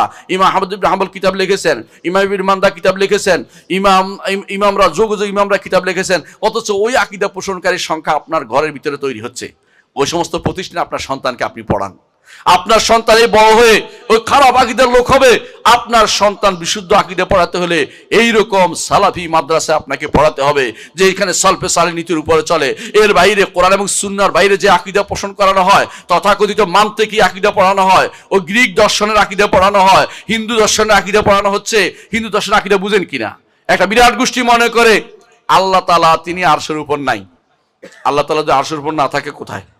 জিজ্ঞাসা করলে বলবে জানি না। অথবা বলবে যে আমরা যদি আরশের উপর আল্লাহ তাআলা উঠেছেন, আগে কোথায় ছিলেন? আগেকার কথা আল্লাহ বলেন না, আমার শোনার দরকারটা কি? অনেক কিছুই আমরা জানি না। যেটা আল্লাহ বলেছেন এটা আমাকে স্বীকার করতে হবে, যেটা আল্লাহ বলেন নাই সেটা আমার বলার দরকার নাই। আল্লাহ তাআলা কোথায়? তিনি উপরে, সব সময় তিনি উপরে ছিলেন। স্রষ্টা কখনো নিচে ছিল না। ইমাম আবু হানিফা রাহমাতুল্লাহ আলাইহির জন্য বলেছেন ওয়ালাইসাল আসফালু মিন ওয়াসফির রুবুবিয়্যাতি বিশাই। আবু হানিফা রাহমাতুল্লাহ আলাইহি বলেছেন নিচে থাকা কখনো রবের কোনো নীতি নয়, রবের নিচে থাকা তার কোনো গুণ নয়। তার গুণ সবসময় উলু, তিনি আলা, সবকিছুর উপরে। তিনি দলিল দিয়েছেন কোরআন আয়াত দিয়ে। তার ফাকুল আবসাতের মধ্যে তিনি বলছেন কারণ আর রহমানু আলাল আরশি ইস্তাওয়া, রহমান আরশের উপরে উঠেছেন। রহমান আরশের উপরে, আর সব কিছু নিচে। আরশ সহ সকল সৃষ্টি অত্যন্ত ক্ষুদ্র, সমস্ত সৃষ্টি আল্লাহর মুষ্টির ভিতরে জায়গা হয়, এইটাই ঈমান আনতে হবে। সমস্ত সৃষ্টি অত্যন্ত ক্ষুদ্র। আপনার কাছে মনে হইতে পারে পৃথিবী অনেক বড়, আবার কেউ মনে করতে পৃথিবীর উপরে আছে যে গ্রহ উপগ্রহ আছে, আরো বড় গ্রহ আছে। কেউ মনে করতে পারে নিহারিকে আছে, কেউ মনে করে মিল্কি ওয়ে আছে, ইত্যাদি যত কিছুই মনে করেন না কেন, এগুলি কিছুই না। আসমানের নিচে, সবগুলি আসমানের নিচে। আসমান পর্যন্ত যেতে পারেন নাই। আসমান বিশাল ডালা, বিনা ওয়াসসামা বিনা, ডালার মতো দিয়েছে। কত বড় ডালা হইলে এই সব কিছু ঢাকতে পারে? তার উপরে আরো 6টা আসমান, 6টা ডালা। তারপরে তারপরে পর্বত, যদি কোনো পানি থাকে আমাদের আপত্তি নেই, হাদিস দ্বারা পানিও সাব্যস্ত আছে। তারপরে কুরসির পরে আরশের উপর রব্বুল আলামিন। এই কথা যে ব্যক্তি বিশ্বাস করবে না সে ব্যক্তি ঈমানদার থাকতে পারবে না। কথা কি বুঝাতে পারছি? ঈমানদার থাকার জন্য অবশ্যই আকীদা বিশুদ্ধ হতে হবে আপনার। এতক্ষণ ধরে যা বলেছি, দুইটা সাইড, এই দুই সাইডে আরবের মুশরিকরা কোনোদিন শিরিক করতো না। 3 নম্বর সাইড হচ্ছে আল্লাহ তাআলার উবুদিয়া, দাসত্ব, ইবাদা, উলুহিয়া যেটাকে বলা হয়। এই আকীদা অবশ্যই বিশুদ্ধ হতে হবে। আকীদা বিশুদ্ধ হতে হবে কি? ইবাদত বলতে যা বুঝায় সব আমার রব্বুল আলামিন পাবে। ইবাদত কিসের নাম? ইবাদত হচ্ছে যা দিয়ে ইবাদত করবেন, আল্লাহ যা পছন্দ করেন এবং ভালোবাসেন এমন প্রতিটি কথা ও কাজ, প্রকাশ্য হোক বা অপ্রকাশ্য হোক, একমাত্র আল্লাহর জন্য নিবেদিত করার নাম হচ্ছে ইবাদত। সেটাকে অবশ্যই কিভাবে নিবেদন করবেন? পরিপূর্ণ ভালোবাসা এবং পরিপূর্ণ বিনয় দিয়ে। পরিপূর্ণ ভালোবাসা এবং বিনয় দিয়ে। যে কোনো জিনিস যদি কোনো আল্লাহর জন্য, যেগুলো ইবাদত বলে বিবেচিত, আল্লাহর জন্য দেন, ইবাদত হবে। আর এর বাইরে অন্য যেটাই দেন না কেন, অন্য কাউকে দিলে শিরিক হয়ে যাবে। পরিপূর্ণ ভালোবাসা এবং বিনয় দিয়ে যদি কোনো কেউ একটা মাসিও দান করে কোথাও কোনো মূর্তিকে, সে ব্যক্তি কাফের হয়ে যাবে। কথাকে বুঝাতে পারছি? স্পষ্ট হাদিসটি আপনাদের মনে পড়ে কিনা? দুই ব্যক্তি যাচ্ছিল এক রাস্তা দিয়ে, আপনার যেটা কিতাবুত তাওহীদ পড়েছেন সেখানে আছে এটা। দুই ব্যক্তি এক রাস্তা দিয়ে যাচ্ছিল, তখন তারা বলল যে এই রাস্তা দিয়ে যেতে হলে আমাদের এই মূর্তিকে কিছু না কিছু দিয়ে যেতে হবে। একজনে মাছি একটা ধরে এটা মেরে দিয়েছে যে আমি মাছি দিলাম, আর কিছু আমার কাছে নাই। আরেকজন বলে আমি কারোর জন্য কিছু দেই না, একমাত্র আল্লাহর জন্য আমার সবকিছু নিবেদন করি। এই দুই ব্যক্তি মারা গেছে, একজন জাহান্নামে গেছে, একজন জান্নাতে গেছে। যে ব্যক্তি মাছি দিয়েছে জাহান্নামে গেছে, যদিও এটার মূল্য নাই, এটা ইবাদত না আমাদের কাছে, কিন্তু যেহেতু সে পরিপূর্ণ বিনয় সহকারে দিয়েছে এবং যেহেতু সে ভালোবেসে দিয়েছে, তাহলে পরিপূর্ণ বিনয় এবং ভালোবাসা যদি কোনো যেটাতে পরিণত হয় সেটা ইবাদতে পরিণত হয়ে যায়। এই জন্য কেমন আপনি বুঝাইতে পারি, কেউ যদি বলে যে স্বামী স্বামীর ইবাদত করে, মুখে তো বলে না, কিন্তু স্বামী যা বলে শরীয়ত বিরোধিতা সম্পূর্ণ মেনে নেয় এবং মনে করে যে তার এই নির্দেশ পালন করাই আমার জন্য কর্তব্য, সেই ব্যক্তি, সেই নারী মুশরিক ছাড়া কিছুই না।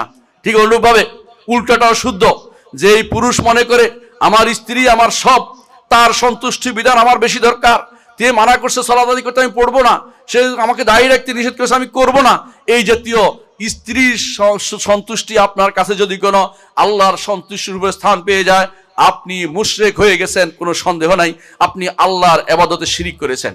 অনুরূপভাবে ইবাদত এমনরূপভাবে আপনার যদি কখনো কখনো কেউ চাকরির ইবাদত করে, যে ব্যক্তি মনে করবে আল্লাহ বিরোধী যে কোনো চাকরি আমার জন্য বৈধ, আমি ওইটা করবই করব, আল্লাহ খুশি হন আর বেজার হন আমার কিছু যায় আসে না, সেই ব্যক্তি মুশরিক হয়ে গেছে। সেই ব্যক্তি মুশরিক, কারণ আল্লাহ থেকে বেশি ভালোবেসেছে চাকরিকে। ঠিক অনুরূপভাবে অনেক ভাই দুনিয়াতে এখন অনেক কিছুকে আল্লাহ থেকে বেশি যে ব্যক্তি ভালোবাসবে সে ব্যক্তি মুশরিক, আল্লাহর থেকে বেশি যে জিনিসের জন্য বিনয় প্রকাশ করবেন সেই ব্যক্তিও মুশরিক হয়ে যাবে। মুহাম্মদুর রাসূলুল্লাহ সাল্লাল্লাহু আলাইহি ওয়াসাল্লাম বলেছেন, তায়েসা আব্দুদ দিনার, তায়েসা আব্দুদ দিরহাম, তায়েসা আব্দুল খামিলা, তায়েসা আব্দুল খামিসা। রাসূলুল্লাহ সাল্লাল্লাহু আলাইহি ওয়াসাল্লাম বলেছেন, ধ্বংস হোক দিনারের দাস, ধ্বংস হোক দিরহামের দাস। কিভাবে দিনারের দিরহামের দাস হয়? কেউ কি সেজদা করে নাকি টাকাকে? সেজদা করে না, কিন্তু টাকার জন্য যে কোনো অপমান সহ্য করতে রাজি আছে। আল্লাহর বিরুদ্ধে টাকা, আল্লাহর চেয়ে টাকাকে বেশি ভালোবাসে, সেই ব্যক্তি মুশরিক হয়ে আছে। আপনাদের জিজ্ঞাসা করা হয় আল্লাহকে ভালোবাসেন কিনা, অবশ্যই বলবে অনেকে আল্লাহকে ভালোবাসি, কিন্তু আল্লাহকে ভালো আপনারা বাসেন না প্রমাণ হচ্ছে এশার নামাজ না পড়ে ছুটে শুয়ে যান, ভয়ও করেন না, ফজরের সালাতে উঠেন না, জামাতে আসেন না, সন্তানকে দুনিয়াদার বানাচ্ছেন, যত কিছুই বানান না কেন, আপনি যদি মনে করে থাকেন যে এর মাধ্যমে আপনি পার হয়ে যাবেন, তা কিন্তু না। আল্লাহর চেয়ে যেটাকে বেশি ভালোবাসবেন আপনি সেটারই ইবাদত করলেন, আল্লাহর চেয়ে যেটার বেশি বিনয় প্রকাশ করলেন আপনি সেটার ইবাদত করলেন, যদিও আপনি বুঝেন না।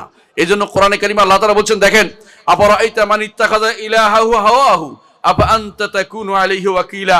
আপনি কি দেখেননি ওই ব্যক্তিকে, যে ব্যক্তি তার প্রবৃত্তিকে আল্লাহ বানিয়ে নিয়েছে, আপনি কি তার জন্য ওয়াকিল হবেন? প্রবৃত্তিকে আল্লাহ কিভাবে বানায়? প্রবৃত্তিকেও সিজদা করে? প্রবৃত্তির জন্য টাকা পয়সা মানত করে না? কিভাবে? প্রবৃত্তি যা বলে তা শোনে, আল্লাহ বিরোধী হলো কি হলো না তার কিছু যায় আসে না, সেই ব্যক্তি প্রবৃত্তির ইবাদত করে। আমার কথা নয়, আল্লাহ রাব্বুল আলামিনের বক্তব্য। আল্লাহ রাব্বুল আলামিন যেটা বলেছেন এর বাইরে নিজের পক্ষ থেকে কোনো কিছু আমরা বলি না। এজন্য অনেকেই যে সমস্ত ইবাদত করে সেগুলো বুঝতে পারেন। একটা উদাহরণ দিচ্ছি, বুঝতে পারবেন। কওমে লূত আলাইহিস সালাম কওম কি ইবাদত করতো কি জানেন? প্রবৃত্তির ইবাদত করতো, সমকামিতা করতো। তারা করতো না? সমকামিতার বিরুদ্ধে লূত আলাইহিস সালাম তাদেরকে দাওয়াত দিলেন, শুনলো না। এমনকি তারা যখন ফেরেশতারা আসলো লূত আলাইহিস সালামের কাছে, তারা লাফাইয়ে ডিঙ্গে বাড়ির ভিতরে ঢুকে গেল। তিনি বললেন যে হায় রে, আও ইলা রুকনিন শাদীদ, আমি কোথায় যাব? আমার কোনো ভালো কোনো লোক পাচ্ছি না, যাকে বলবো যে এদেরকে তারাও কিছু করতে পারছি না। তখন ফেরেশতারা বললেন, ইন্না রুসুল রাব্বিকা ইয়া লূত, হে লূত, আমরা তো আল্লাহর রাসূল, আসতে পারবে না, ভয়ের কোনো কারণ না, আপনি এত পেরেশান হবেন না, আমাদের নিয়ে পেরেশান হবেন না। তারা এক ধাক্কা দিল, যায় বাইরে পড়ে গেল, কিন্তু তাদের কোনো বোধোদয় হলো না, তারা তওবা করলো না, ইস্তেগফার করলো না। আল্লাহ তাআলা তাদেরকে পরিপূর্ণ ধ্বংস করে দিলেন। তাদের শিরক কি ছিল? তারা কোনো মূর্তি পূজা করে নাই, তারা কবর পূজা করে নাই, মাজার পূজা করে নাই। কিসের শিরক করেছে? কারণ প্রবৃত্তি নামক যে খারাপ জায়গা, যে সমকামিতাকে তারা প্রমোট করেছে, সমকামিতার পিছনে তারা পাগল হয়ে গেছে, সেটার মাধ্যমে তারা শিরক করেছে। আজও যারা সমকামিতার পক্ষে আইন জারি করতে চায়, শোনেন না আপনারা? শুনছেন না?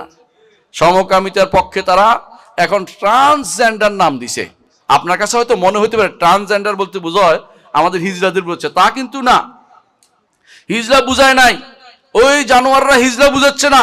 এই জানোয়ারদের মূল উদ্দেশ্য হচ্ছে যে মানুষদেরকে হাইওয়ান বানাবে, হাইওয়ানরা যাকে ঘৃণা করে তারা ওই জিনিসটা তৈরি করবে, দেশে দেশে দেশে আমাদের ভবিষ্যৎ প্রজন্মকে শেষ করে দেওয়ার জন্য, দেশটাকে জনশূন্য করার জন্য। এর চেয়ে নিকৃষ্ট কাজ কিছু হতে পারে না যে নারী নারী বা ছেলে ছেলে বিয়ের ব্যবস্থা করবে। অনেকের ছেলেকে তারা ট্রান্সজেন্ডার নাম দিচ্ছে এবং সেটার কারণে অনেকে কাটাকাটি করে মেয়ে ছেলে হচ্ছে, ছেলে মেয়ে হচ্ছে, এই চিন্তা ভাবনা করে চলতেছে। এগুলি হচ্ছে আল্লাহর এই আল্লাহ তাআলার বিরুদ্ধে নামা। আল্লাহ তাআলা বলছেন লা তাবদীলা লিখালকিল্লাহ, আল্লাহর সৃষ্টিকে পরিবর্তন করবে না। আল্লাহ নির্দেশ দেখে বিরুদ্ধে নামে। শয়তান সেদিন চ্যালেঞ্জ করেছিল, ওয়ালা আমুরান্নাহুম ফালা ইউগাইয়িরুন্না খালকাল্লাহ, আমি তাদেরকে নির্দেশ দেব আল্লাহর সৃষ্টিকে তারা পরিবর্তন করবে। বুঝছেন তো কিভাবে পরিবর্তন করে? কেটে কুটে ওই নাজমা খাতুন নাজিম হয়ে গেছে, এরকম অমুক দেখবেন যে ওই ব্যক্তি উল্টাটা হয়ে গেছে, শব্দ পরিবর্তন করে হা বাদ দিয়ে কা হয়েছে, ক বাদ দিয়ে হা হয়েছে, তারা মনে করে কিছু একটা হয়েছে। না, যে লেজ কাটা শিয়াল লেজ কেটে গেছে সে মনে করে দুনিয়ার সবাই লেজ কাটতে হবে।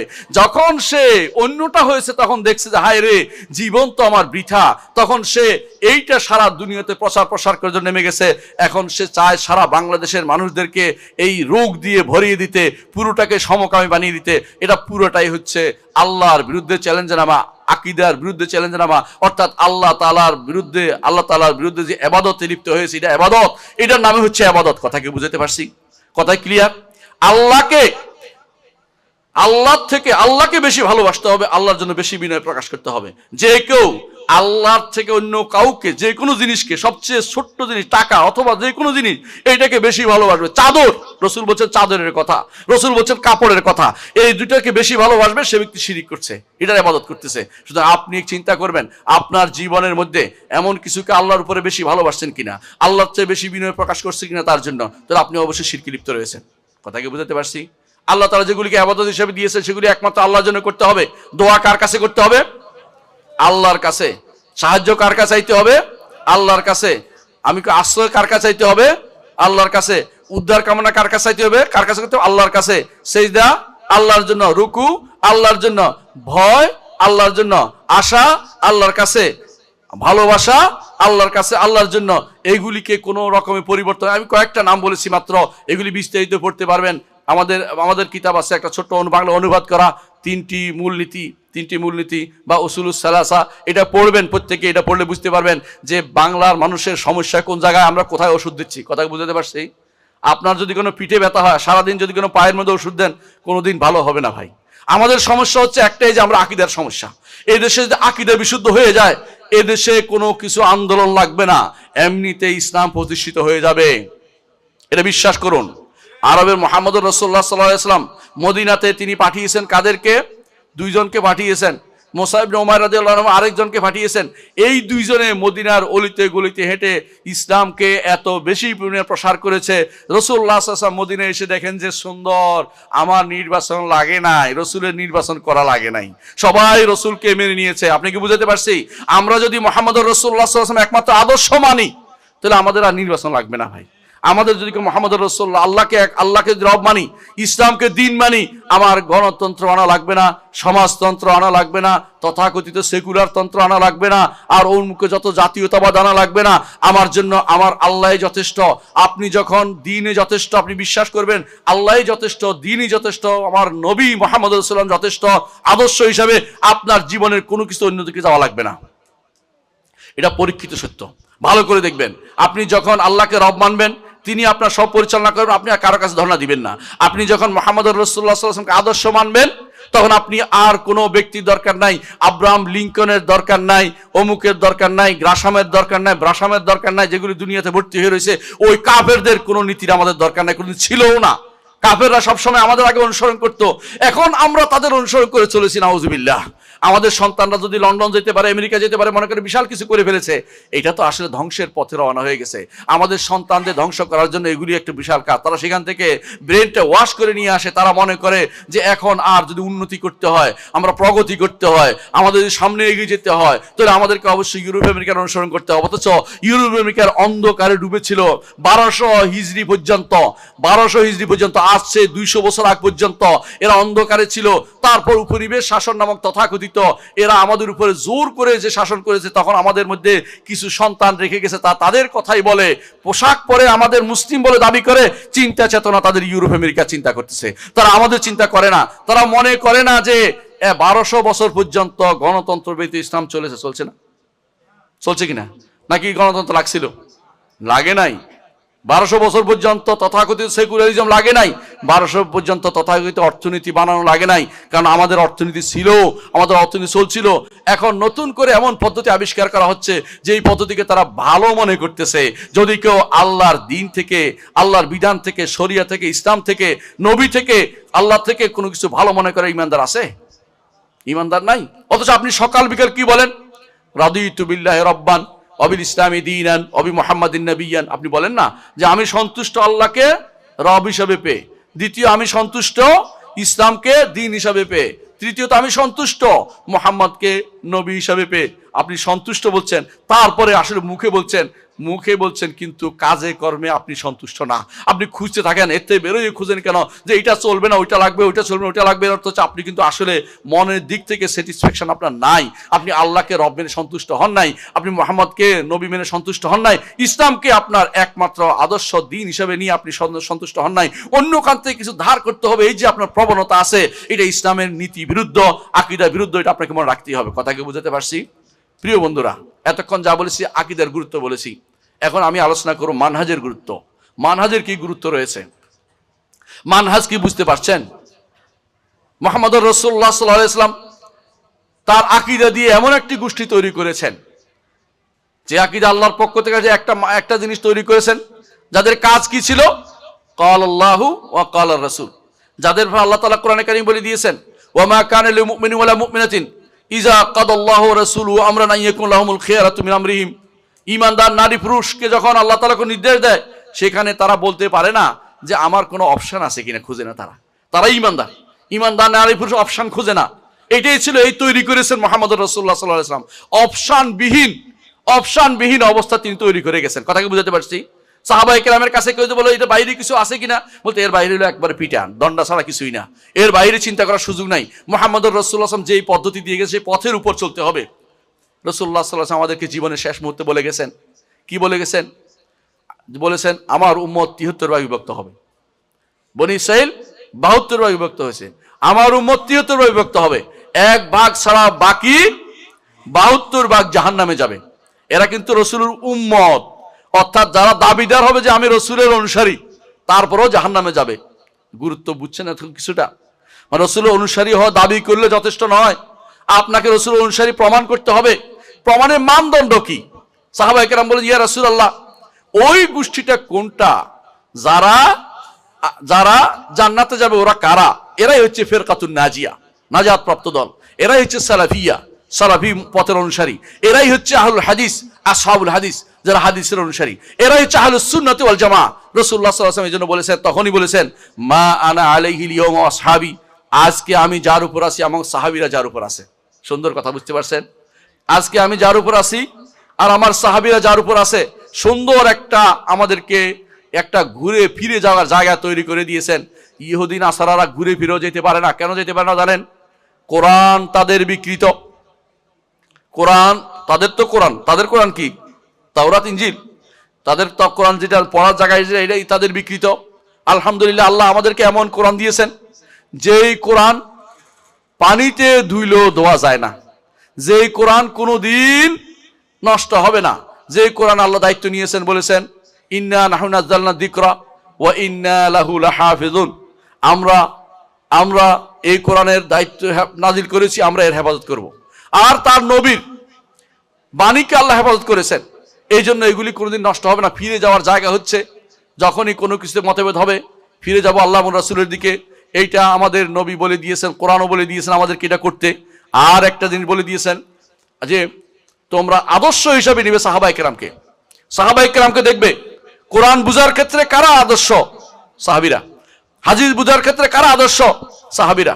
রসুলকে ভালোবাসার ক্ষেত্রে কারা আদর্শ, সাহাবায়ে কেরাম। রাসূলুল্লাহ সাল্লাল্লাহু আলাইহি ওয়াসাল্লামের সাহাবীরা কোনোদিন মিলাদ পড়েন নাই, রসুলের সাহাবীরা কোনোদিন শবে বরাত পালন করেন নাই, রসুলের সাহাবীরা কোনোদিন শবে মেরাজ পালন করেন নাই, রসুলের সাহাবীরা কোনোদিন নামাজের পরে একসাথে সবাই মিলে মুনাজাত করেন নাই, রসুলের সাহাবীরা কোনোদিন সালাত নিজের পক্ষ থেকে সাইয়্যিদিনা শব্দ বাড়িয়ে দেন না দুরূদের মধ্যে। আপনি নিজের পক্ষ থেকে আবেগে ভরে বাড়িয়ে দিচ্ছেন। আপনি মাঝে মধ্যে স্পঞ্চা পালন করতেছেন, আপনি মাঝে মধ্যে চল্লিশা পালন করতেছেন, আপনি বিশাল করে মিলাদ পড়তেছেন, দোয়া মাহফিল করতেছেন। এগুলি ইসলামী শরীয়তে কোনোদিনই ছিল না। আপনাকে ফিরে আসতে হবে রসুলের যুগের দিকে। যখনই কোথাও ভুল হয়, মানুষ কোনো কিছু করে, আপনাকে বলবেন যে এই আয়াতের অর্থ সাহাবায়ে কেরাম সেটা বুঝেছেন কিনা আপনি আমাকে বুঝিয়ে দিন। তারা হয়তো আপনার কাছে কোরআন আয়াতের একটা অংশ নিয়ে আসবে, এইটার অর্থ এটা, আপনি বলবেন যে এই অর্থ যে এটা কেমনে বুঝবো, এই অর্থ কি আমার সাহাবীদের থেকে আসছে কিনা।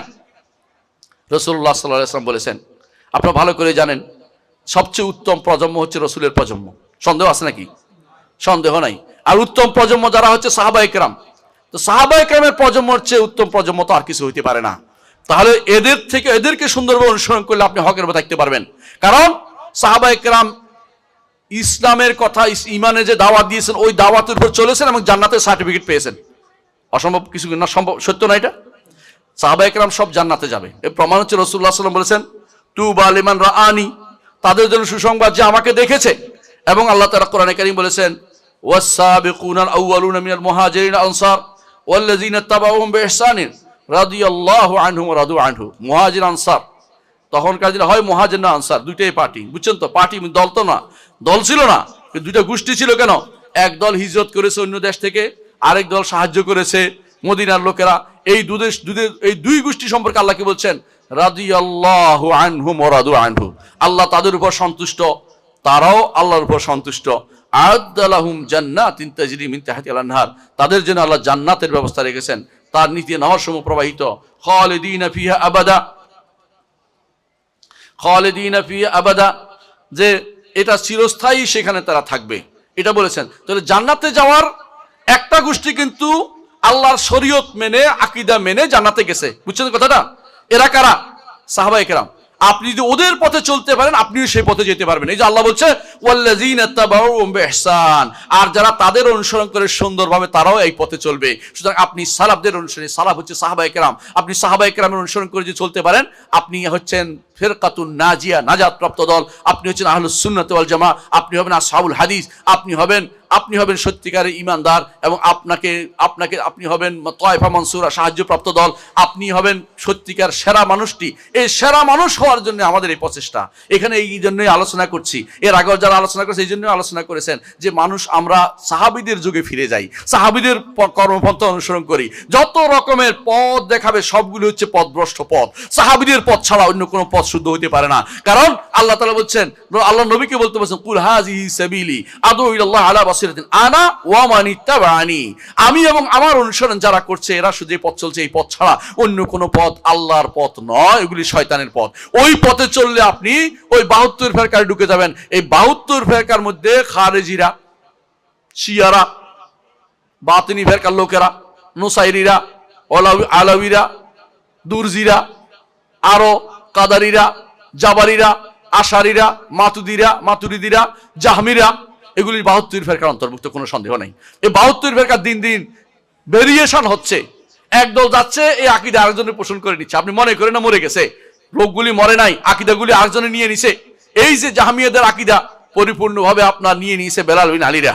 তারা এই আকীদা নিছে কি জাহামিরা বিশ্বাস করতে আল্লাহ সর্বত্র বিরাজমান, এরাও তাই মনে করতেছে। এর অর্থ হচ্ছে তারা আল্লাহকে সত্যিকার আল্লাহর উপর তারা ঈমান আনে নাই। তাদের আল্লাহ আর আমাদের মুহাম্মদুর রাসূলুল্লাহ সাল্লাল্লাহু আলাইহি ওয়াসাল্লাম আল্লাহ এক নয়। মুহাম্মদুর রাসূলুল্লাহ সাল্লাল্লাহু আলাইহি ওয়াসাল্লাম আল্লাহর সাথে দেখা করতে কোথায় গেছেন বলেন তো? আরশের কাছে গেছেন। এদের আল্লাহ তো আরশের উপর নাই, কথা কি বুঝাতে পারছেন? এদের আল্লাহ আরশের উপর থাকে না। তাহলে মুহাম্মদুর রাসূলুল্লাহ সাল্লাল্লাহু আলাইহি ওয়াসাল্লাম কেন সেখানে গেলেন? একজন ঈমানদারের রূহ যখন হরণ হয়, রূহ কোথায় যায়? যে ওই আসমানের উপরে যায়, যে আসমানে আল্লাহ তাআলা আছেন, হাদিস দ্বারা প্রমাণিত।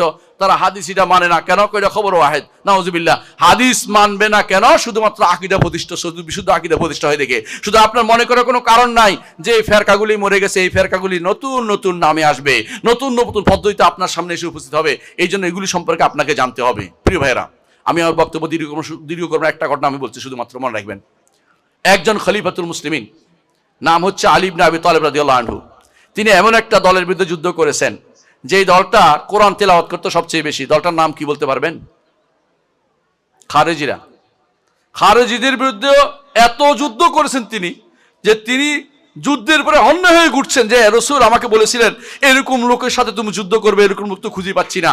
শেষে উল্টে দেখেন যে লাশের নিচে পড়ে গেছে ওই লোকটার ছবি সহ। তিনি বুঝলেন আলহামদুলিল্লাহ, সেজদায় পড়ে গেলেন যে রাসূল আমাকে বলছে এদের বিরুদ্ধে যুদ্ধ করতে।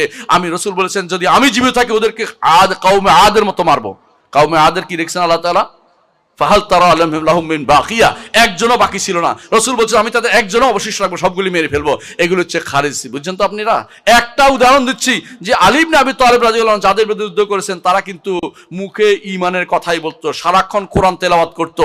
এমনকি তাদের এলাকা বলতো কোরআ, পড়ুয়া, পাঠক, কোরআন পাঠক বলা হতো এদেরকে। এরা এত বেশি কোরআন পাঠক করতো, কিন্তু তাদের কণ্ঠনালী ভেদ করে ইসলাম ভিতরে প্রবেশ করেনি। রাসূলুল্লাহ সাল্লাল্লাহু আলাইহি ওয়াসাল্লাম তাদেরকে যুদ্ধ করতে আলীকে নির্দেশ দিয়েছেন। আলী সে যুদ্ধ করেছে, কোরআন অপব্যাখ্যা ঠেকাইছে আলী ইবনে আবি তালেব রাদিয়াল্লাহু আনহু। সুতরাং যারাই আজ অপব্যাখ্যা করবে দিন ও আকীদা নিয়ে, শরিয়া নিয়ে, তারা কখনো সহিহ আকীদা ও মানহাজের নয়। আকীদাও তাদের নষ্ট। আকীদাতে এরপরে যখন মানহাজ আসছে, চলার পথ তারা ভিন্ন হয়ে গেছে। কথাকে বুঝাতে পারছি? সবাই যদি বলে যে আমার মক্কা আমার ইবাদতের জায়গা, খেয়াল করুন, ঠিক আছে আকীদা মক্কা যায় ইবাদত করবে, কিন্তু কেউ যদি বলে মক্কা যাচ্ছি বলে তুর্কিস্তান যায় বসে থাকে, তাহলে কি মক্কা গেল? মক্কা যায়নি।